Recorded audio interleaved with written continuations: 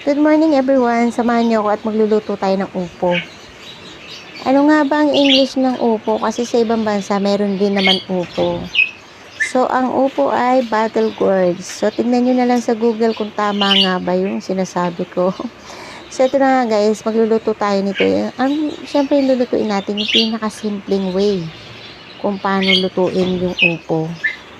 Isa to sa ulam na pinaka-budget friendly. Napakamura lang guys. Ang ginastos ko lang dito is nasa 61 pesos, no? Kasi 6 pesos na kamatis, 5 pesos na sibuyas, 25 pesos na sardinas, at itong upo ko ay 20 pesos plus 5 pesos na mantika. O sige, compute nyo na yan kung magkano lahat. O diba, hindi ka pa aabuti ng 100 pesos. Sa panahon po ngayon talaga, kailangan talaga marunong kang dumiskarte at kailangan marunong kang magtipid, marunong kang mag-budget sa kung ano yung mga bibilihin mong lulutuin sa araw-araw. Siyempre, importante pa rin, kahit sabihin mong mura lang yung gulay na binili mo, ang importante kasi dun is yung masustansya.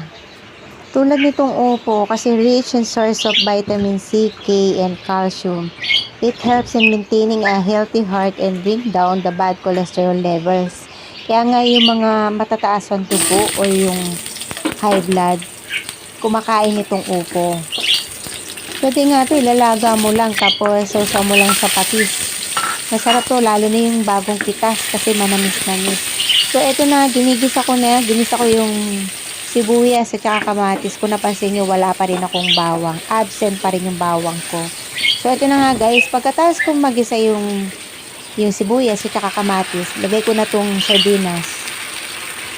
O, diba, napakadali lang. Actually, pwede mo rin naman sahugan to ng giniling, no? Kung gusto mo ng karne, pwede rin naman lagyan mo ng giniling. Pwede rin naman lagyan mo ng hipon. So, marami naman pwedeng isahog dito sa upo. Pero ito yung binigay ko na pinaka-simple sa lahat. So, ito na nga guys, nilagyan ko ng tubig, and then nilagyan ko ng asin, at nilagyan ko ng MSG. So, yun na yun. Bale, yung nilagay kong water dito kanina, sinukat ko lang dun sa lata ng sardinas. So, bali, isang ganun lang. And then, ito na nilagay ko na tong upo. Pakukuluan ko lang to ng mga ilang minuto kasi saglit lang naman maluto yung upo. So guys, ganyan lang kadali. Kaya nga mas maganda guys pag yung anak nyo maliliit pa. Talagang kailangan imulat nyo sila sa pagkain ng gulay. More on gulay kesa dun sa mga nauusong pagkain ng mga frozen goods, no? Kasi ito kasi mas maganda talaga to sa bata. Actually, hindi sa bata. Para sa lahat. Kasi nga syempre, health is wealth. Iba pa rin talaga pag kumakain ka ng gulay.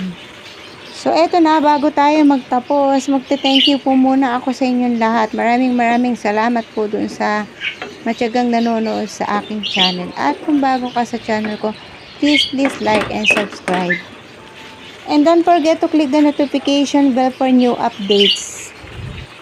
So, that's it guys. I hope nag-enjoy kayo sa aking napaka-exciting video for today. Thank you for watching. Ingat po tayo. Stay safe. God bless everyone. Bye-bye.